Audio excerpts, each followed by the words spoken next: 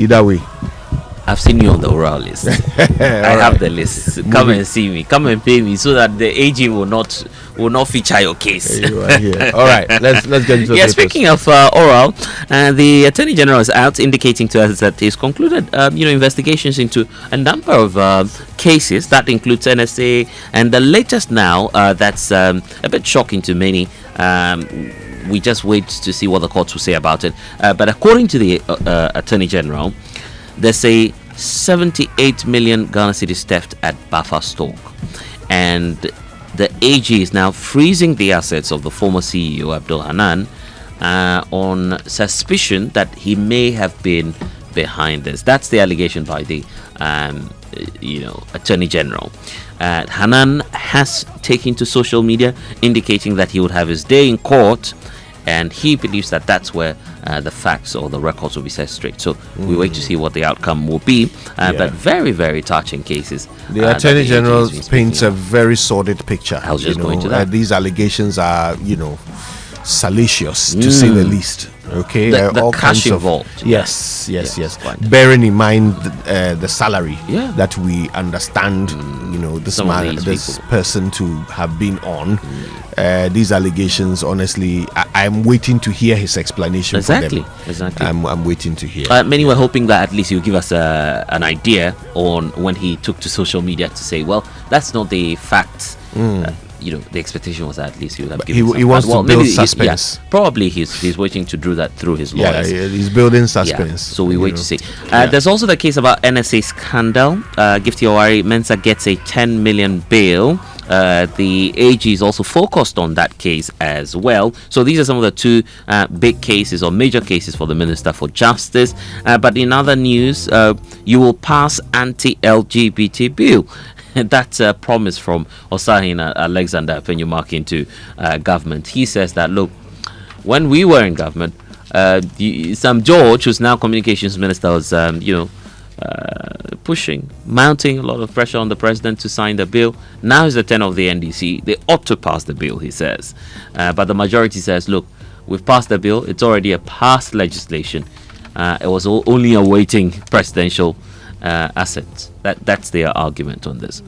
So is that where it still is, or does it have to kind of start again, come back through again? Yeah. What's the situation? It has to, because the parliament has been dissolved. There's a new parliament in place now, and I don't know. But some will argue we can. I think this is even a good test case for anyone who would want to go to the Supreme Court to get some explanation to that, because for the legislative process itself proper, that has been settled. It's been passed by Parliament, except to say that there was no presidential assent. There was no indication from the president then in office as to whether or not he had disagreed with the legislation. So that's where the whole controversy is. But going by the norm, it means that the process will have to start again. At least that's what we know for all right, let me bring you the New Republic. And the New Republic is capturing lots of the issues raised by the Attorney General at that news conference yesterday.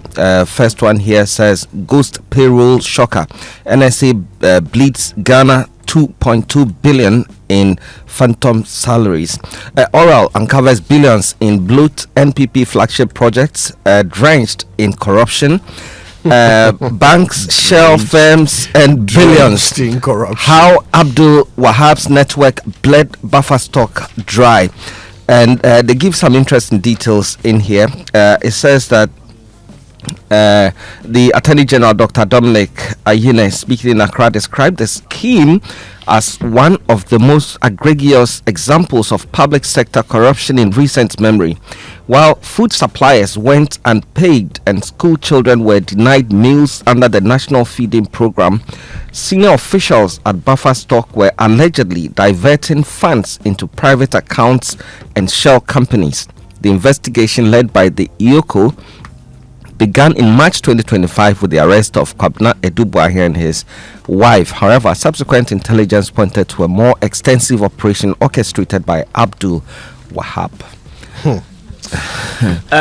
There's this interesting angle that the Ghanaian Times is talking about. I don't know, Fred, if you going to touch on some more stories? Well, just a few headlines. Gold board cracks whip. Unlicensed jewelers, fabricators, and refiners face deadline or jail. Yoko unmasked looting empire, and 2028 nightmare looms. Polls show MPP flag bearers losing grip on loyal voters. I was just going to tie in the story on the AG. This angle by the Ghanaian Times is interesting. It says, "Be patient. AG pleads with Ghanaians over recovery of loot and prosecutions." So the AG is asking for more time. It's almost a year already. So Ghanaians are running a bit impatient on that. That's an interesting angle you'd find on the front page of the Ghanaian Times this morning. Then some other side stories here. President hints of a public-private partnership when it comes to reviving Ghana Airways. We hear Air Portugal will be on that partnership. We're not too sure if that's the final decision of the Transport Ministry. But of course, there's a whole committee working on that. So we'll see how we can get our flags flying high in the sky as well. I'm looking forward to that. Maybe flying Ghana Airways again. It's not like I've done that before. Why are we? I'm just playing devil's advocate here. Why are we so fixated on having an airline? Yes, a national airline. Well, some others are doing it. So that we are being peer pressured into it. Is that what it is? Well, I think there are so many. Well, the Ethiopian example, South Africa example. I mean, it tells you that the economy is well grounded. You have you are able to move your people about, and it's not like you have private companies. The current issue we are fighting, tariffs and TV license and TV fees. It's all because we have foreign companies operating. If they were state entities, it would have been so easy to control the prices. Now these are private firms coming from other countries, and what the prices they set is exactly what you must pay. You understand? So it's good to have your own airline. Very good. I mean, I'm not saying it's a bad thing. It represents you. I'm not saying it's your identity. I'm not saying it's a bad thing. Okay. I'm saying, looking at how abysmally we failed at it in the past. Do you know what happened to the Ghana Airways? I know. People, government officials sitting without paying. No, can you imagine? Exactly. Right? So bearing in mind who we are as a people, what we do with state resources, how we still haven't figured out how state enterprises can make profit. We still haven't figured that out. Bearing in mind all these things, why is it that we are so hell-bent on setting up upon that particular journey? Yeah, but it depends to have a national airline. Why are we so hell-bent on it? Now, it's true that other nations see the benefit of having airlines. Ethiopian Airlines is a great example, right? We had one. We didn't get the advantages. Have we done anything as a nation to ensure that if we were to go into such a venture again, we wouldn't come to the same pass? Have we done anything? Look, everything we do is protocol. Everything. Yeah. You want to tell me that if we suddenly go and get ourselves another airline, I agree with you to some protocol extent. will not come and ruin it again? I agree with you to some extent, but we can't be here forever. I recall what also happened to Ghana International Airlines. Okay, it's a similar thing, but there was an improvement. I think we can get out of this situation. We've experienced this. Where is Ghana International Airlines? Well, that's also gone. No, it's about much more about incorporation, isn't it? And you can lend the Kenyan example. The Kenyan Airways, for instance, is not necessarily running solely as a state agency. I mean, the incorporation would matter, right? If you have a franchise system, for instance, where you're sending the brand or selling the brand to a private entity or making it an IPO where people can invest, then people's money are at stake, right? So it will be run much more efficiently. You won't have government bulldozing its way through. So we can sell the franchise and make much more money and sell the national pride. If it was other country having this discussion, I would have said, okay, give it a try. But why not But Ghana? This is Ghana. But why won't it work? Why don't you live here? Yeah, I but live here. we can go to sleep. Ask this man sitting next to you what it took to get his son a bed, a dormitory at present. That's education. That's education. This is what it's education run by Ghanaians and transport run by Egyptians. I believe we can make it happen. That's my belief, actually. And maybe we'll be flying you for free on that airline. Since we haven't made the venture yet, my thinking is that maybe we should spend the time and money doing things that actually work. Doing things that don't require so much hope and prayer in order for success to come somewhere at the end of a very long line of possibilities. No, let's spend our money on things that we understand. But I feel it will make work. Return. Yeah, that's your feelings. Yeah, it will work. It's about incorporation. I don't know, but let's try to make decisions based on on some data and not feelings. Because as for this one, I have the National Enquirer here. Yep. And I see the majority leader. He says, government to restore original names of public universities. And Mr. Mama Yaga is trying to do that. And the understanding is that legislation will be put before Parliament to reverse all of those. Majoring in the minors. Yeah. Always. NPA intensifies LPG safety campaign across tertiary institutions. Fake gold board agents busted. J & Sons cartel defrauds investors of millions. And cabinet shakeup. Listen, it's looming. Ato Fortune tipped for defense. Esiama for finance. I don't want this to happen, actually. I like the team the way it is. Some things seem to be working. So someone else should come in. Someone should go to defense. Defense, giddy. I want these two guys to remain where they are because they seem to know what they are doing. Ato and Esiama. Yeah, they seem to know what they are doing. So I feel like they should be there, but it's up to the president, right? Of course. So if they decide that they take him to sanitation, Esiama to sanitation, and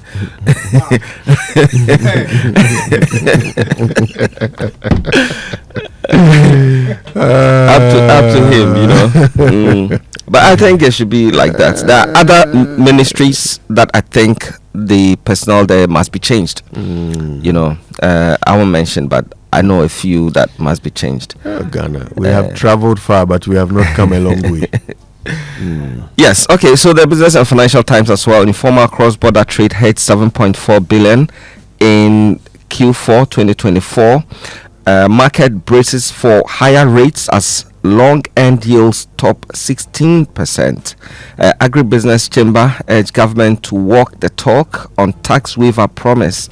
GCB Bank extends strong performance through Q3, sustaining robust revenue and profit growth. And the Business and Financial Times, you can grab a copy for details of these and many more stories in there. All right, are we done with the newspapers? Let's go online. MyJoyOnline.com oral data includes garbage entries collected without verification. That's according to the former Auditor General Daniel Yaldomelevo, who's board chair of YOCO as well. NPP vindicated oral was a complete waste of time, says Mensa South MP, and no NDC lawyer is cutting deals for former NPP appointees. That's a clarification from senior NDC lawyer Abraham Maliba. I didn't distribute fertilizers to NPP parliamentary candidates in 2024 polls. That's according to the former Agric Minister, now presidential aspirant of the NPP, Brian A. Champon. And minorities now accusing government of attempting to run away from the anti-LGBTQ bill. So very interesting stories there when you log on to myjoyonline.com. Lawyer Weyo Ghana Mante has been on Prime Insight, indicating that his petition as the Speaker of Parliament for the impeachment proceedings against President John Dramani Mahama. But now his party is throwing him under the bus. The party says, look, there's no petition. We're not asking President Mahama to be removed. So that's a position by the CPP. Oh, can you imagine? No, he believes because of what I'm saying. You are on your own. Well, some of these small parties, they are split between NDC and MPP. Yeah, we know that. Some of them belong to the NDC, some belong to the MPP, but they are together for a certain agenda, and we don't know what that agenda is. When push comes to shove, you see their true colors. Anyway, City Newsroom, 1 dead, 4 injured in Nigeria festival shooting. I think this is about Another the shooting? That's Ashrease. yeah. Oh, okay. Ashrease Eastern region. Right. Yes. Another festival I understand they've arrested a lot of people. Why is this becoming a thing? Yeah, there was confusion over who was to perform some ritual. You know, that's what we've had for years in Accra as well. Rituals, yeah. That's this warning by the Small Arms Commission. Dr. Adam Bona, I recall speaking to him on that, where he's saying, look, let's entirely ban the use of light arms or weapons when it comes to cultural festivals. But I'm wondering how that will be complete without it. Yeah, but the thing so is, that's where in the this challenge is. country, there are laws. And in order for you to own or operate a weapon, there are rules. Certainly. So these guys should simply follow the rules. Yeah. If you are properly trained, your weapon is, well inspected and all of that, there will be no accidents. But these are not accidents, by the way. They'll still These use are them in deliberate yeah. acts. Yeah. These are deliberate acts. And it's ridiculous. It's kind of like, imagine you go to church and then there's a fight over who should pray and someone gets shot. Yeah. Or you go to the mosque and there's an argument over who should recite the prayers and somebody gets shot over that. Yeah. It wouldn't happen there. Why is it happening in our cultural settings? Rituals. So you've shot somebody. Abba. Yeah. Right. The Ghana Statistical Service is out. Tipping Togo, our neighboring country, topping Ghana's informal trade when it comes to food and drinks. They're dominating that sector as well. The Ghana Association Is of that Banks. legal trade? Well, it's but just a survey. It's just a survey. Convenience trading, isn't it?